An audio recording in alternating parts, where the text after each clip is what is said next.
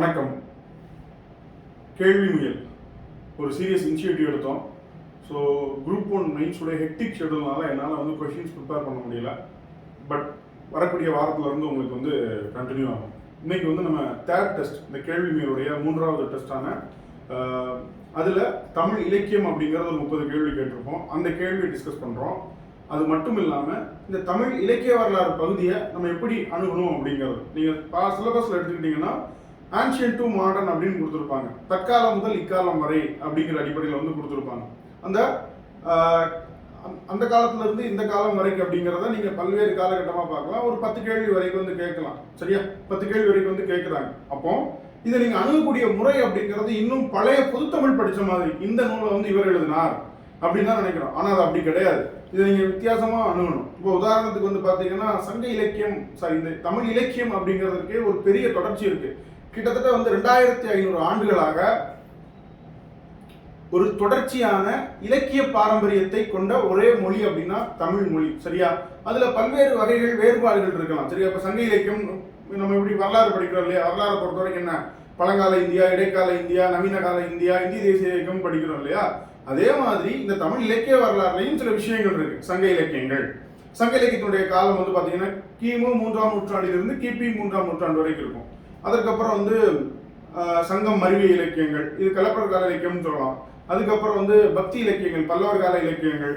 அதுக்கப்புறம் சோழர் காலத்திலையும் இந்த பக்தி இலக்கியங்களுடைய தொடர்ச்சியா இருக்கும். 4000 திவ்யபிரபந்தங்கள், திருவாசகம், இது மாதிரி விஷயங்கள். அதுக்கப்புறம் விஜயநகர காலகட்டத்தில் இன்னும் தமிழ்நாட்டில் சிற்றிலக்கியங்கள் அப்படிங்கிறது தோன்ற ஆரம்பிக்கும். 16-17ஆம் நூற்றாண்டை பொறுத்த வரைக்கும் இந்த உரைநடை, இது மாதிரியான விஷயங்கள்லாம் டெவலப் ஆக ஆரம்பிக்கும். அப்படியே ஆரம்பிச்சு இப்போ சிறுகதை வரைக்கும், ஹைக்கூ கவிதை வரைக்கும் என்ன அப்படின்னு சொல்லி பார்த்தோம்னா இந்த தமிழ் இலக்கிய வரலாறு அப்படிங்கிற ஒரு வகையறைக்குள்ள வந்துடும். அதுக்கு தான் சில சாகித்ய அகாடமி விருது வாங்கினவங்கலாம் கேட்டிருப்பாங்க. ரைட், நம்ம டிஸ்கஸ் பண்ணலாம். சரியா? இப்போ ஒரு அவுட்லைன் மட்டும் கொடுக்குறேன். இந்த நேச்சர் உங்களுக்கு புரிஞ்சுது அப்படின்னாலே சில கொஸ்டினை லாஜிக்கா ஆன்சர் பண்றதுக்கு உங்களுக்கு ஒரு தெளிவான ஐடியா கிடைக்கும். உதாரணத்துக்கு சங்க இலக்கியத்தை எடுத்துக்கிட்டீங்க அப்படின்னா, சங்க இலக்கியம் அப்படிங்கிறது பெரும்பாலும் தொல்காப்பிய மரபின் அடிப்படையில அகம் புறம், அகத்திணை புறத்திணை, இந்த 2 திணைகளை வச்சு மட்டும்தான் என்னன்னா இருக்கும். அகத்திணை அப்படின்னா அங்கிணை, குறிஞ்சி, முல்லை, மருதம், நெய்தல், பாலை. நீங்க 12th புக்ல 11th புக்ல இந்த புறநானூறு இந்த மாதிரி பாடல்கள் பாருங்க, கீழே புறத்திணைன்னு கொடுத்துருப்போம், இல்ல அகத்திணைன்னு கொடுத்துருப்போம். அப்ப ஏன் அப்படி கொடுக்குறாங்க அப்படிங்கிறத சொல்றேன். ஏன் அப்படின்னா அந்த சங்க இலக்கியங்கள் அப்படிங்கிறது தொல்காப்பியத்தினுடைய பொருளதிகாரத்தில் உள்ள அகம் புறம் இந்த 2 விஷயங்களை வச்சு மட்டும்தான் பேசும். அகம் அப்படின்னா தலைவன் தலைவிடையான உறவு, குறிப்பா காதல். புறம் அப்படின்னா வீரம். இந்த வீரத்துக்கு கீழே அவனுடைய கொடை வரும், பண்பாடு வரும், அவனுடைய போர் திறன் வரும், நிறைய விஷயங்கள் வரும். அதுக்கப்புறம் இந்த சங்க இலக்கியத்தை மட்டும் நீங்க எடுத்துக்கிட்டீங்க அப்படின்னா, சங்க இலக்கியத்தை பொறுத்த வரைக்கும் அகப்பாடல்கள்ல பெரும்பாலும் தலைவனும் தலைவியும் மட்டும்தான் பேசுற மாதிரி இருக்குமே தவிர்த்து அவனுக்கு இன்ன பேர், இவளுக்கு இன்ன பேருலாம் இருக்காது. தலைவன் தலைவி அப்படிங்கிற ஒரு விஷயத்தை தான் இருக்கும். இந்த திணை அடிப்படையை பொறுத்த வரைக்கும் அந்த திணையில காணப்படக்கூடிய முதற்பொருள், உரிப்பொருள், கருப்பொருள் இருக்கு இல்லையா? இதுல உள்ள விஷயங்களை ஒரு இயற்கையை வர்ணிச்சு பாடுற மாதிரி தான் இருக்கும். குறிப்பா இதுல சமயச்சார்பு அப்படிங்கக்கூடிய ஒரு விஷயமே இருக்காது. பெரும்பாலும் பொதுவா இருக்கும். இதுல நீங்க பாத்தீங்க அப்படின்னா பரிபாடல் திருமுருகாற்றுப்படையை பொறுத்த வரைக்கும் உங்களுக்கு முருகனை பத்தி வரக்கூடியது. அதே மாதிரி பரிபாடல்லையும் பாத்தீங்கன்னா முருகனை பத்தியும் பேசும், திருமாலை பத்தியும் பேசும். அதெல்லாம் நம்முடைய பழைய தெய்வங்கள் அப்படிங்கிறது. இது பின்னாடி அது வேற டாபிக்ல போகும். அப்போ சங்க இலக்கியங்கள் அப்படின்னா இதுதான் பேசும். ஆனா சங்கம் மருவிகால இலக்கியமான நீதி இலக்கியங்கள் எடுத்துக்கிட்டீங்கன்னா அது பெரும்பாலும் சமண மத கருத்துக்களையும் பௌத்த மத கருத்துக்களையும் கொண்டிருக்கும். அது எப்படி சமண பௌத்த மத கருத்துக்களை, அதெல்லாம் துறவு, நிலையாமை, இது மாதிரியான கருத்துக்களை தான் அந்த செயல்கள் எல்லாமே வலியுறுத்தும். இந்த சங்க மருவிய இலக்கியங்கள் இல்ல 14 கீழ்கணக்கு நூல்கள் அழைக்கப்படக்கூடிய கலப்பர் காலத்தை சார்ந்த நூல்கள். இதற்கப்புறம் இந்த நீதி நூல்களுக்கு எதிரா இல்ல சமண பௌத்த கருத்துக்களுக்கு இந்த காப்பிய காலம் வரும். காப்பியம் பாத்தீங்கன்னா வரலாற்றை பதிவு செய்வதோடு சமண மத கருத்துக்களை கொண்டிருக்கும். இப்போ இதற்கு அடுத்து வரக்கூடிய பல்லவர் காலத்துல இந்த துறவு இதுக்கெல்லாம் எதிர்த்து தான் என்ன அப்படின்னா இந்த பக்தி இலக்கியங்கள் அப்படிங்கிற வளர்ச்சி ஆரம்பிக்கும். இந்த பக்தி இலக்கியங்களை பொறுத்த வரைக்கும் துறவுக்கு ஒரு எதிர்ப்பா இருக்கும். நம்முடைய வாழ்வியல் அடிப்படையாக வச்சு என்ன பெரும்பாலான பக்தி இலக்கியங்கள் அப்படிங்கிறது இருக்கும். அதுக்கப்புறம் சிற்றிலக்கியம் இந்த மாதிரி கான்செப்ட் வரும். இதே மாதிரி ஒவ்வொரு காலகட்டத்திலையும் உங்களுக்கு அந்த வேறுபாடு புரிஞ்சுது அப்படின்னா தெளிவா இந்த செய்யுள் இந்த இடத்துல பாடப்பட்டது அப்படிங்கறத நீங்க பாயிண்ட் அவுட் பண்ணிடுவீங்க. நம்ம போகும்போது பார்க்கலாம். அடுத்து செய்யுளுடைய அமைப்பிலே மாறும். முதல்ல பாத்தீங்கன்னா இந்த அகவலோசை அப்படிங்கறதெல்லாம் பாடிருப்பாங்க. அகவல் அப்படிங்கறதெல்லாம் பாடிருப்பாங்க. அதுக்கப்புறம் வெண்பா வரும். விருத்தம் அப்படிங்கிறது வந்து பாத்தீங்கன்னா திருத்தக்கத்தேவர் தான் முதல்ல இந்த விருத்தம் அப்படிங்கிறது. இந்த சங்ககால இலக்கியங்கள் தான் பாத்தீங்கன்னா பெரும்பாலும் 4 சீரா தான் இருக்கும். சரியா? அடிவரையறை எப்படினாலும் இருக்கலாம். பட் சீர் இந்த 8 தொகைனா என்ன, உங்களுக்கு 3ல இருந்து 31 வரைக்கும் இருக்கு இல்லையா, அது மாதிரி இருக்கும்.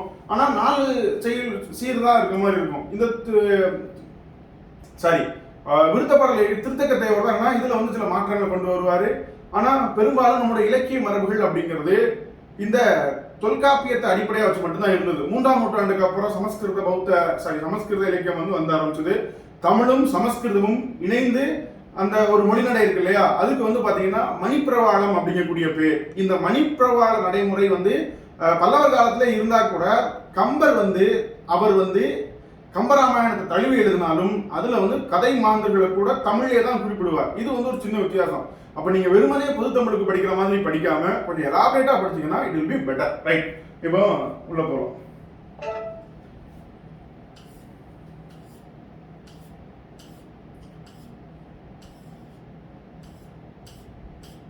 டெலிகிராம்ல அந்த கொஸ்டின் இருக்கும், பாத்துக்கோங்க. சரியா?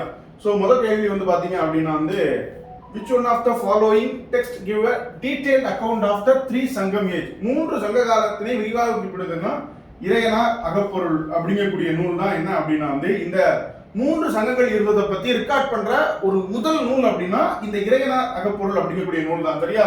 இப்ப இதுல ஒரு விஷயத்தை வந்து பார்க்கலாம். தொல்காப்பியம் அப்படிங்கிறது நமக்கு கிடைச்சிருக்கு. இது வந்து சங்க காலத்தை சார்ந்தது ஒரு நூல். அதுக்கப்புறம் அகத்தியம் அப்படிங்கிற நூல் வந்து முதல் சங்க காலத்தை சார்ந்ததுன்னு சொல்றாங்க. ஆனா அது நமக்கு வந்து கிடைக்கல. இதுல ஒரு சின்ன கான்ட்ரவர்சி இருக்கு. என்ன அப்படின்னா வந்து தமிழும் வடமொழியும் சொல்றாங்க. இதுல வந்து சிவனை வந்து இது பண்ணாங்க. சரியா? சிவபெருமான் வந்து யாருக்கு பாணி கற்றுக் கொடுத்ததான் வடமொழி சமஸ்கிருதம், தென்பகுதி கற்றுக் கொடுத்ததான் என்னன்னா தமிழ், அதான் அகத்தியம், அகத்தியர் தான் அனுப்பிச்சார் அப்படிங்கிற ஒரு கான்ட்ரவர்சி இருக்கு. அதெல்லாம் வந்து பாத்துக்கோங்க. அடுத்து தொல்காப்பியம் அப்படிங்கிறது தமிழருடைய சமூக பொருளாதார இலக்கிய எல்லா வரலாற்றையும் வந்து சொல்லும். ஏன்னா திணை அடிப்படையில் நம்முடைய வாழ்க்கை அடிப்படையில் குறிஞ்சி, முல்லை, மருதம், நெய்தல், இந்த திணை பாகுபாடு வந்து இதுதான் சொல்லும். தொல்காப்பியத்தை அதிகமாக பார்க்கலாம். சரியா? அடுத்து சிலப்பதிகாரம்.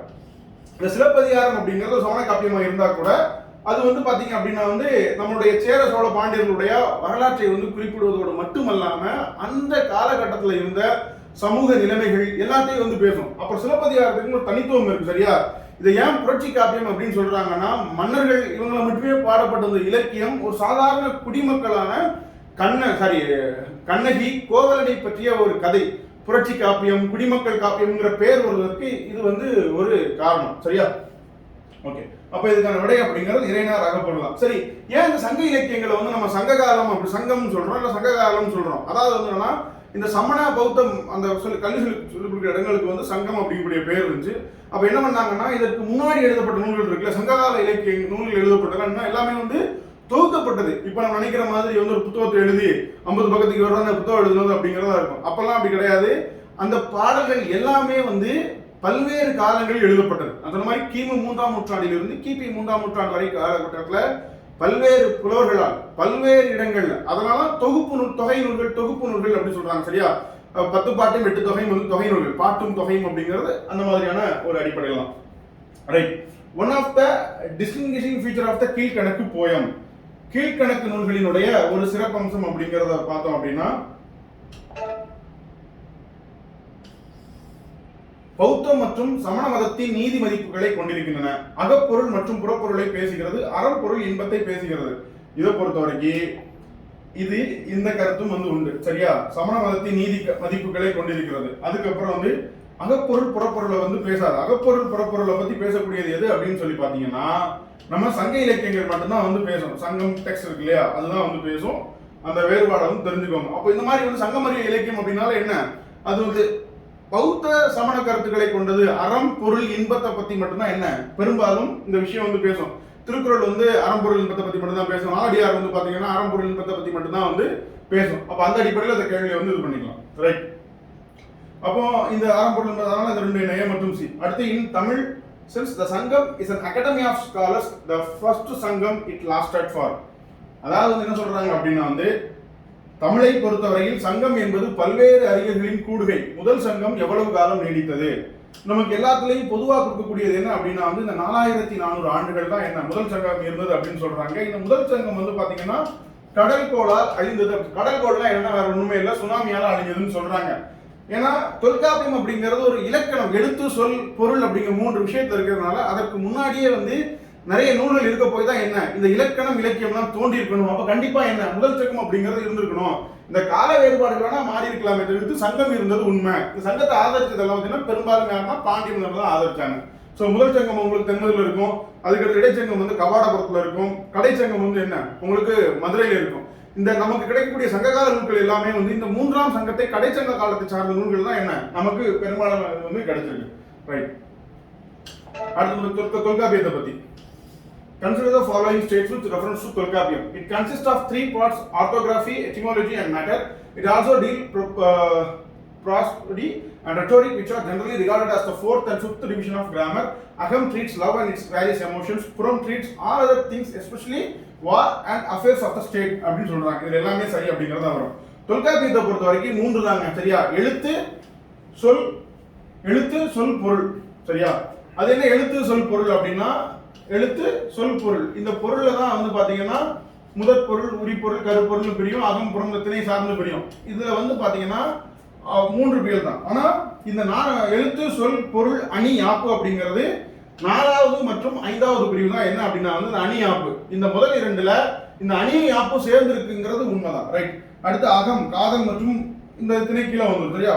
பத்தி பேசும். அடுத்து புறம் அப்படிங்கிறது மற்ற எல்லாத்தையும் பத்தி பேசும். அகம் அப்படின்னாலே ஒண்ணும் இல்லைங்க, தலைவன் தலைவிடையான ஒரு காதல், கற்பொழுக்கம் களவொழுக்கம் சொல்றோம் இல்லையா, அது மாதிரியான விஷயம். புறம் அப்படின்னா என்ன, மன்னன் இந்த வெச்சி திணை வஞ்சி திணை கரஞ்சியில வெச்சி அஞ்சி உளிங்கை நொச்சி பாகை வாடான் அப்படி இருக்கு இல்லையா.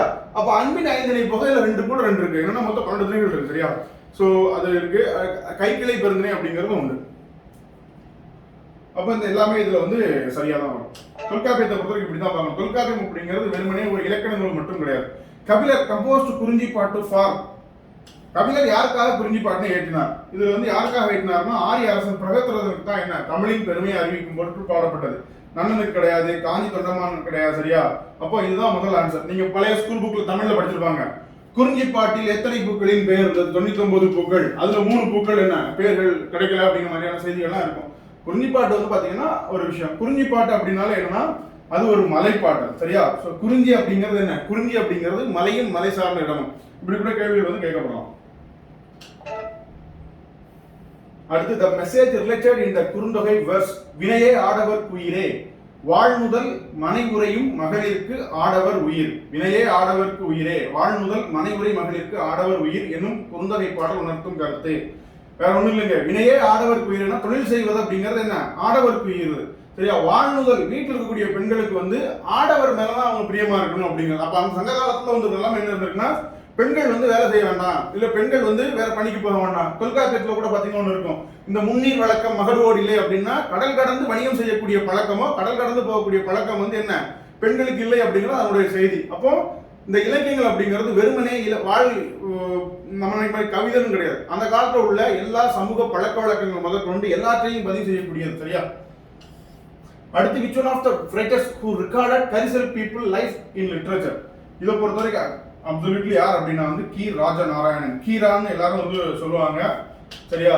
ஸோ இவருடைய படத்தை தான் வச்சிருந்தேன். இந்த அசுரன் படம் அப்படிங்கிறது ராஜநாராயணனுடைய அந்த ஒரு நாவல தழுவி தான் எழுதப்பட்டது. நிறைய நாவல்கள் இருக்கு. சரியா? கோபல்லபுரம் கிராமம் அப்படிங்கிற எழுதுனது.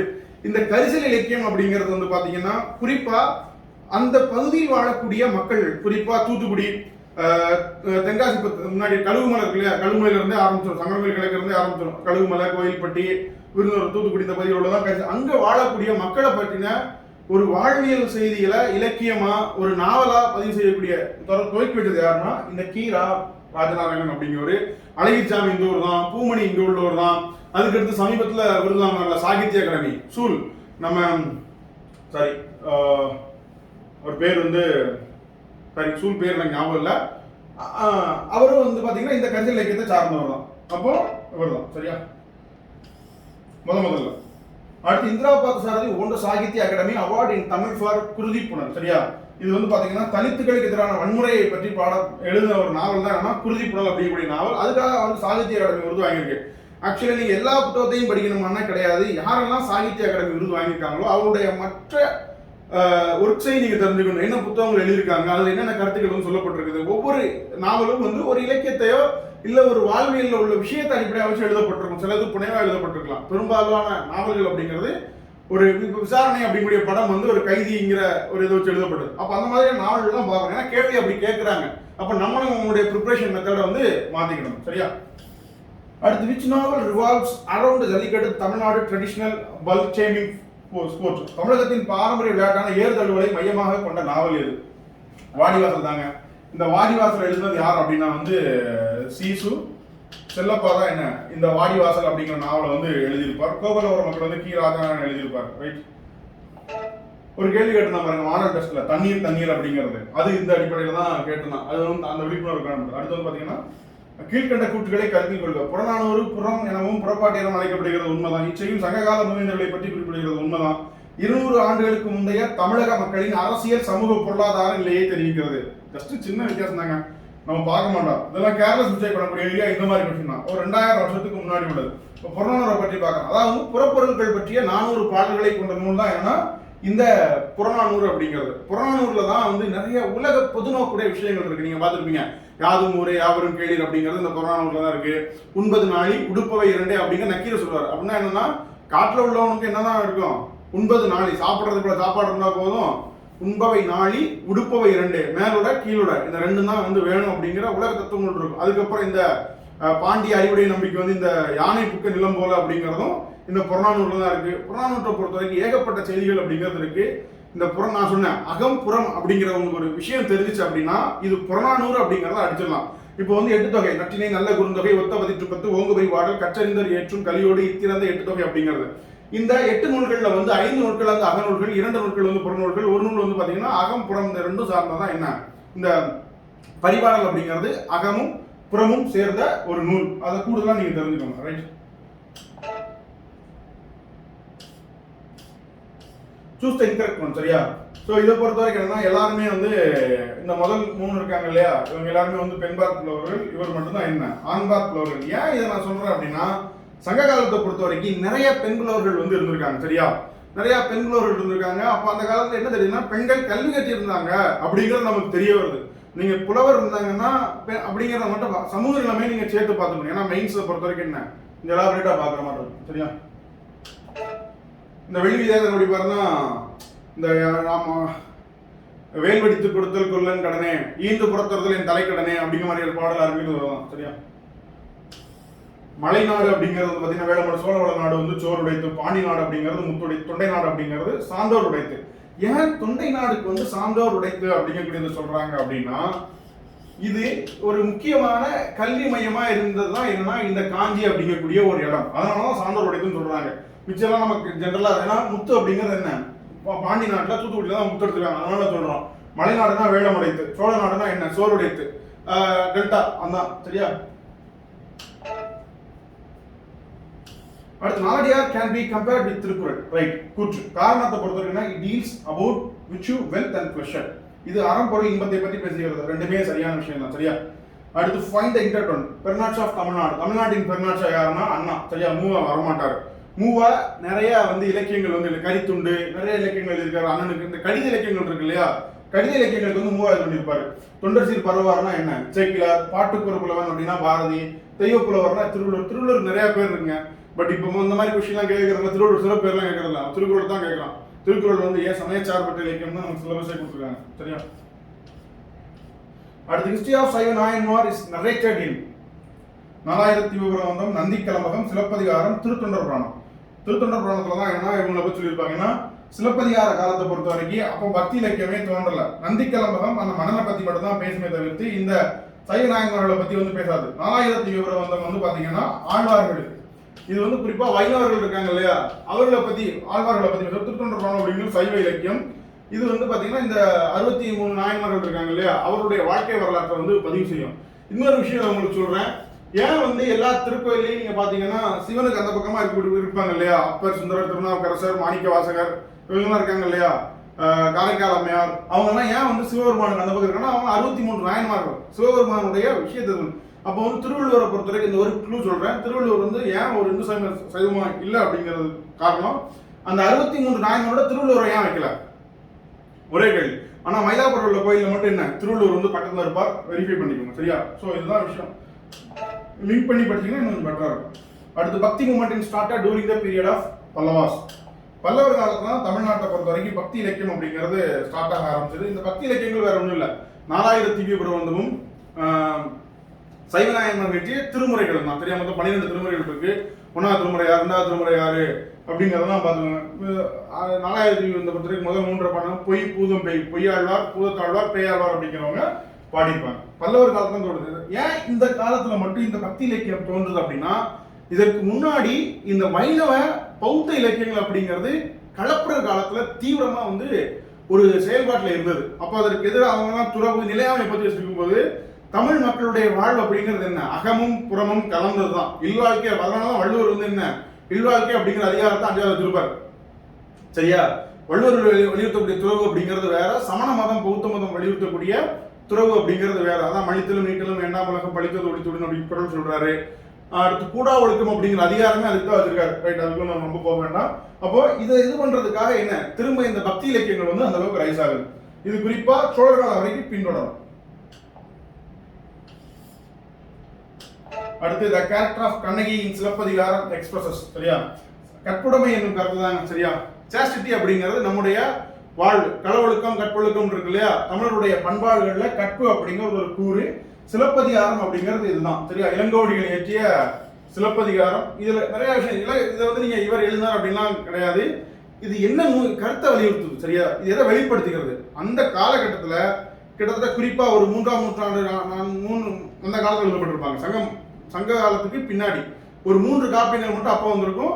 சீவக சிந்தாமணி இதெல்லாம் பின்னாடி தான் வந்திருக்கும். சரியா, அப்போ இந்த சிலப்பதிகாரத்தை பொறுத்த வரைக்கும் மூவேந்தர்களையும் குறிப்பிடுவார். அவர் வந்து பாத்தீங்கன்னா ஒரு புலவர் இருக்காருன்னா நம்மளை பற்றி தான் புகழ்வார். இப்போ இளங்கோவடிகள் அப்படிங்கிற சேர நாட்டு அரசர் துறவி ஆயிட்டார், அண்ணன் பதவி இருந்தார், துறவி ஆயிட்டார். ஆனா அவர் 3 நாடுகளையும் வந்து பெருமையை வச்சிருப்பார். கண்ணகி பிறந்த சோழ மண்டலம், அவள் புகுந்த பாண்டிய மண்டலம், அதுக்கப்புறம் மதுரை அழிச்சதுக்கு அப்புறம் போன சேர மண்டலம், இந்த 3ஐயும் சேரநாடு, இந்த 3ஐயும் பத்தி அவர் தெளிவா சொல்லியிருப்பார். இங்க உள்ள வேறுபாடுகளை அவர் வந்து தெரிவிச்சிருப்பார். அதுக்கப்புறம் நம்மளுடைய கலை வடிவங்கள், கூத்து, இந்த பரணர், விரலியர், இந்த மாதிரியான இவங்கெல்லாம் இருக்காங்க இல்லையா, அவங்க இந்த மாதிரி நிறைய விஷயங்களை சொல்லுவாங்க. சரியா, அதுக்கப்புறம் இந்த 3 அரசியல் பிழைத்தோருக்கு அறம் கூற்றாகும், முறைசால் பத்தினியை உயர்ந்தோர் ஏற்றுவர், ஊழ்வினை உருத்து வந்து உருட்டும். அரசியல் பிழைத்தோருக்கு அறம் கூற்றாகும் அப்படிங்கிறதுக்கு என்ன அப்படின்னா வந்து பாண்டியமன் செத்து போறான் இல்லையா, அதுதான் அரசியல் பிழைத்தோருக்கு அறமே கூற்றாகும். தேராமன்னா செப்புவது உடையன் அப்படின்னு போய் கண்ணகி போய் இல்லையா, இதுல மாணிக்க தான் இருந்துச்சு, இதுல வந்து வேற இது இருந்துச்சு, அதை கேட்டு செத்து போயிடறாங்க இல்லையா, அதுதான். அடுத்து ஊழ்வினை உருத்து வந்து உருட்டும் அப்படிங்கிறது என்ன அப்படின்னா, கோவலன் கொலை செய்யப்பட்டது அவனுடைய என்ன முன்வினை பயன் அப்படிங்கறதா என்ன ஊழ்வினை அப்படின்னா ஒரு விஷயம். அதனாலதான் வள்ளுவர் ஊழ் அப்படிங்கறத சொல்லுவார். ஊழ் ஒரு இது உண்டு. வகுத்தான் வகுத்த வகையெல்லாம் கோடி தொகுத்தார்க்கும் துய்த்தால் அரிது. வகுத்தான் வகுத்த வகையெல்லாம் கோடி தொகுத்தார்க்கும் துய்த்தால் அரிது. அதாவது என்னன்னா, நீ எவ்வளவு பணம் வச்சிரு, ஆனா அந்த பணத்தை நீ அனுபவிக்கணும்னா உனக்கு விதி இருந்தா மட்டும்தான் அனுபவிக்கணும். ஒண்ணும் இல்ல, சர்க்கரை வச்சிருக்காரு, நிறைய பெரிய பண கோடீஸ்வரனா இருக்கான், ஆனா அவனால என்ன சீனி போட்டு காஃபி குடிக்க முடியாது. அதைத்தான் என்ன சொல்றாரு அப்படின்னா வந்து வகுத்தான் வகுத்த வகையெல்லாம் கோடி தொகுத்தாருக்கும் தீத்தல் இருக்குது. சார், அப்ப ஊழ் அப்படிங்கிறது சமண கருத்து இருக்கு, இல்ல இந்து மத கருத்து இருக்கு, விதி கர்மா அப்படின்லாம் இருக்கலாம் இருக்கு. ஆனா அதை வந்து வள்ளுவர் சொல்லி பாருங்க. ஆழ்வினுடைய அதிகாரத்துல 10வது குறள், ஊழையும் உப்பக்கம் காண்பர் உழைவின்றி தாழாது ஏற்றுவர். இந்த மாதிரி லிங்க் பண்ணி படிங்க. சரியா, ஊழ் அப்படின்னா ஊழ் அப்படிங்கிறது மனித முயற்சியால் தோற்கடிக்கப்படக்கூடிய ஒன்று அப்படிங்கிற அடிப்படையில் சொல்லியிருப்பார். அப்போ சொல்றாரு என்ன வேறுபடுறார். திருக்குறள் பார்க்கும்போது அடுத்த டெஸ்ட் திருக்குறள் டிஸ்கஸ் பண்ணுவேன். Which literature began with a prayer to sun and moon. சரியா, இதுல தான் நீங்க பாயிரம் அப்படிங்கறத வந்து பார்த்துக்கணும். திருக்குறளை பொறுத்த வரைக்கும் உங்களுக்கு முதல் 4 அதிகாரம் பாயிரம் தான் இருக்கும். கடவுள் வாழ்த்து, வான் சிறப்பு, நீத்தார் பெருமை, அறநொழிவுறுத்தல், இதை பாயிரத்துல வச்சிருப்பாங்க. பெரும்பாலும் அந்த 2 விஷயம் இருக்கு. ஏன் வந்து சூரியனையும் சூரியனையும் மழையையும் இது பண்றாங்கன்னா, அதுதான் என்ன உலக உயிர்களுக்கு அடிப்படை. அந்த அடிப்படையில் அந்த காலத்துல பாடுறாங்க. அதுக்கடுத்து பிற்காலத்துல தான் என்ன இந்த கடவுள் வாழ்த்து அப்படிங்கக்கூடிய கான்செப்டே வந்திருக்கு. சரியா, சிலப்பதிகாரம் எப்படி ஆரம்பிக்கும்னா, மாமலை போற்றதும் மாமலை போற்றதும் ஞாயிறு போற்றதும் ஞாயிறு போற்றதும் திங்களை போற்றதும் அப்படிதான் ஆரம்பிக்கும். அது வள்ளுவரை பொறுத்த வரைக்கும் பாருங்க, அகர முதல் எழுத்தெல்லாம் ஆதி பகவன் அப்படின்னு சொல்றாரு, உலகை அப்படின்னு சொல்றாரு. அடுத்து 2வது அதிகாரம் இருக்குன்னா வான் சிறப்பு. அப்ப இது சிலப்பதிகாரம் தான். சரியா, அடுத்து Sool novel which receive Sahitya Akademi ரிசல்ட் Cho Dharman the book deals about. இது வந்து பாத்தீங்கன்னா அந்த தொலைந்து போன நீர்நிலை மற்றும் பறவைகளை பத்தி வந்து என்ன பேசும். அகத்தியம் அப்படிங்கிறது முதல் சங்க காலத்தை சார்ந்த ஒரு நூல். ஆனா நம்ம கைக்கு இது வந்து கிடைக்கல, அகத்தியர் ஈட்டப்பட்ட சொல்ல முடியாது. சரியா, அடுத்து which one of the following is not the attribute of சங்கம் டெக்ஸ்ட்? சரியா, மன்னர்களுடைய பெயரை வந்து சொல்லும். சரியா, இது எப்போ அப்படி சொல்லுன்னு பாத்தீங்கன்னா ஆரம்ப காலத்துல சொல்லாது, பின்னாடி வர வர மட்டும்தான் என்ன இங்கேயும் சில வேறுபாடு நிறைய கொடுக்க ஆரம்பிச்சு அறிவுடைய நம்பி இந்த மாதிரி பேர்லாம் வருது இல்லையா. அது வாரன் லவ் அகம்புறத்தை பத்தி வந்து பேசுறது தான் வாரன் லவ் அப்படிங்கிறது. செக்குலர் நேச்சர் நான் சொன்னேன் இல்லையா, சமய சார்பற்றது. சமண மதத்தை பத்தி என்ன எங்கேயுமே வந்து இந்த சங்க இலக்கியங்கள் அப்படிங்கிறது பேசாது. இப்படிதான் நீங்க வந்து ஒட்டுமொத்தமா படிக்கணும். புறநானூறு எழுதியவர் யாரு, அகநானூறு அப்படிலாம் தேவையே கிடையாது. என்ன இன்னொன்று சொல்ல போனா புறநானூறு தாங்க எல்லா விஷயத்தையும் வந்து நிறைய வந்து சொல்லுது. அது நம்ம அந்த இது பார்க்கணும். Consider the following statement with reference to Tolkappiyam. நம்ம பார்த்த மாதிரி எழுத்து சொல் பொருள் ஒவ்வொரு இது வந்து பார்த்தீங்கன்னா 9 எல்கடா வந்து பிரியும். The oldest extent of Tamil grammar தான். Further matter parts deal about war and love. உண்மைதான். அதனால சாரி, இதில் உள்ள எல்லா ஸ்டேட்மெண்ட்டுமே என்ன கரெக்ட் தான். ரைட். அடுத்து ஃபைண்ட் த இன்டர்டோன். திருமுருகாற்றுப்படை முருகனை பற்றி பாடுது, பொருநாராற்றுப்படை கரிகால் சோழனை பற்றி பாடுது, சிறுபான்ற்றுப்படை நல்லியகோடனை பற்றி பாடுது. நெடுங்கல் வாடை அப்படிங்கிறது யாரை பற்றி பாடும் அப்படின்னு பார்த்தீங்கன்னா சாரி அவன் பேர் வந்து சரி அந்த பேர் ஞாபகம் இல்லை. நெடுங்கல் வாடை வந்து நன்னனை பற்றி வந்து பேசாது. கல்யாணம் காலத்து செருவென்ற பாண்டியனை பற்றி பேசக்கூடியதா என்ன நெடுங்கல் வாடை. இதுக்கு வந்து ஏன் நெடுங்கல் வாடை அப்படிங்கிறது வந்துச்சுன்னு அப்படின்னு பார்த்தீங்கன்னா, இந்த நெடுங்கல் வாடை அப்படின்னா வடக்கில் இருக்கக்கூடிய ஒரு வாடைக்காற்று, ரொம்ப காலமா வாடைக்காற்று இருக்கும். தலைவன் தலைவியை பற்றி சொல்லுவோம். சரியா, அதாவது வந்து தலைவி வந்து அரண்மனையில் இருப்பான், மன்னன் வந்து எங்க இருப்பான், போர்ல இருப்பான். அப்ப இவங்க 2 பேருக்கும் இடையில இருக்கக்கூடிய ஒரு விஷயத்தை வந்து இந்த வாடைக்காற்றின் வழியாக சொல்லக்கூடிய நெடுங்கல் வாடை அப்படிங்கக்கூடிய ஒரு சங்க இலக்கியம். குறிஞ்சிப்பாட்டு குறிஞ்சிப்பாட்டு அப்படிங்கிறது என்ன, மலைகளுக்கான பாடலாக. ஏன்னா குறிஞ்சி அப்படின்னாலே என்ன மலை தான். அடுத்த ஆசிரியர் கபிலர் 3ஆம் தமிழ் சங்கம் கரெக்ட் தான். இப்பாடல் சேர அரசன் தமிழின் பெருமை. இது தப்பு. என்ன அப்படின்னா வந்து ஆரிய அரசன் பிரகத்ரதனுக்கு தமிழின் பெருமையை நிலைநாட்டும் பொருட்டு பாடப்பட்டது. அப்ப ஆன்சர் அப்படிங்கிறது 1 to 4 ஆப்ஷன் இல்ல, but 1 to 4 is the correct answer. கலித்தொகையை தொகுத்தவர் யார் அப்படின்னா வந்து நல்லந்தோனார். கலித்தொகைக்கு இன்னொரு சிறப்பு இருக்கு. என்ன அப்படின்னா ஏறுதல் படிக்கக்கூடிய ஒரே ஒரு நூல் அப்படிங்கிறது இந்த கலித்தொகை தான். அதாவது நம்முடைய புல் டேமிங் இருக்குல்ல, அதுல புறநானூறு புறமையானது புறப்பாடு அழைக்கப்படுகிறது. அதிக வரலாற்று தகவலை கொண்ட நூலில் உள்ள பாடல்கள் பாண்டிய அரசனை பற்றி மட்டுமே குறிக்கிறது. இத்தொகுப்பு தமிழர்கள் 2005ஆம் ஆண்டுக்கு முந்தைய கால சமூக மற்றும் அரசியல் நிலையை தெரிந்து கொள்ள உதவுகிறது. தலைவன் மற்றும் தலைவிக்கு இடையான உறவினை பேசுகிறது. இது வந்து பார்த்தீங்கன்னா பாண்டியனை பற்றி மட்டும் பேசாது, சேர சோழ பாண்டியர் மூவேந்தர்களையும் பற்றி என்ன பேசும். அடுத்து நன்னூல் அப்படிங்கிறது பவன்கதிகால் 12ஆம் நூற்றாண்டுல வந்து இது பண்ணப்பட்டது. சரியா, அடுத்து வந்து 28 சங்க இலக்கிய நூல்களாக 8 தொகையும் 10 பாட்டும் பழந்தமிழரின் அகப்புற வாழ்க்கை முறைகளை கூறுது. கரெக்ட் தான். தொல்காப்பியம் பழந்தமிழரின் சமூக பொருளாதார வாழ்க்கையை படம் பிடித்து காட்டுகிறது. ஏன்னா திணை குறிஞ்சி முல்லை மருதம் நெய்தல் அது உரிப்பொருள் அப்படின்னா தமிழரை பொறுத்த வரைக்கும் நிலமும் பொழுதுதான் முதன்மையானது. அதுக்கப்புறம் தான் என்ன இந்த உரிப்பொருள் அப்படின்னா என்ன, இங்க இந்த மாதிரி இருக்கு, இந்த உணவு, இந்த விலங்கு கருப்பொருள் அப்படிங்கிறது இதெல்லாம் வந்து அதுக்கப்புறம் தான் வரும். சரியா, அடுத்து யாதும் ஊரே யாவரும் கேளீர் is a philosophy given to the world by Kaniyan Poongundranar. Paripadal tells about king administration and charity. தமிழ்ல வசனம். யாதும் ஊரே யாவரும் உயரிய தத்துவத்தை உலகிற்கு எடுக்கக்கூடிய சகால புறவர் கணியன் பூங்குன்றனார் சாரும். புறநானூறு சொல்லுவார். சரியா, யாதும் ஊரே யாவரும் கேளீர் தீதும் நன்றும் பிறர வாரா அப்படின்னு ஆரம்பிக்கும் இல்லையா.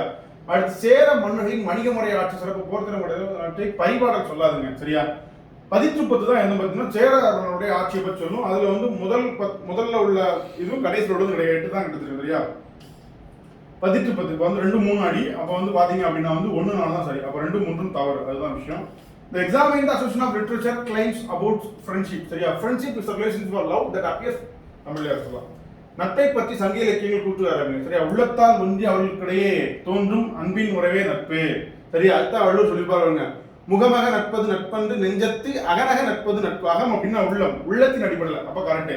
மனித உறவின் உறவுகளில் மிகவும் பெருமை உடையதாக கருதப்படுவது நட்பு. உண்மைதான். நம்ம வந்து அதிகமானுக்கும் இன்னொரு இருக்குங்களா அவ்வைக்கு ஒரு உறவு, அது ஒரு நட்பு தான். ஒருவருடைய உயர்வுக்கும் உழைப்பை விட முயற்சி காரணமாக இருப்பது போல நல்ல நட்பும் அமைகிறது. இது 3மே சரி. அப்புறம் புறநானூற்றுல இன்னொரு பாடல் இருக்கு, நீங்க வேணா போய் தேடுங்க. சரியா, சிறுகட்பெரினும் எமக்கியும் மன்னேன் பெருகட்பெரினும் எமக்கீந்து யாயும் நீயும் பாடன்னு ஆரம்பிக்கும். அதாவது கொஞ்சம் கல் கிடைச்சா நீ அந்த கொடுத்துருவ, நிறைய கல் கிடைச்சுன்னா என்ன நம்ம 2 பேரும் குடிச்சிட்டு பாடுவோம் அப்படிங்கிறத சொல்லுவோம். அப்ப அந்த காலத்துல என்னன்னா அந்த குடிப்பழக்கம் அப்படிங்கிறது இருந்திருக்கு. அதனாலதான் என்ன வள்ளுவர் வந்து கல்லுநாண்மை அப்படிங்கிற அதிகாரமே தனியா வச்சிருக்காரு. ஓகே பார்க்கலாம். அப்போ சங்க இலக்கியத்தை பொறுத்த வரைக்கும் நீங்கள் இந்த அடிப்படையில் தான் இதை வந்து அப்ரோச் பண்ணணும். இதோட பிடிஎஃப் ஆல்ரெடி டெலிகிராமில் இருக்கும், டவுன்லோட் பண்ணிக்கோங்க. ஸோ இந்த யூனிடேரியர் எனக்கு வந்து கிராஷ் கோர்ஸ் ஸ்டார்ட் பண்ணுறேன், அதோட ஷெடியூல் அப்டேட் பண்ணியிருக்கேன். You can download it. சந்தேகம்னா கீழே என்ன கமெண்ட் செக்ஷனில் கேளுங்க. தேங்க்யூ.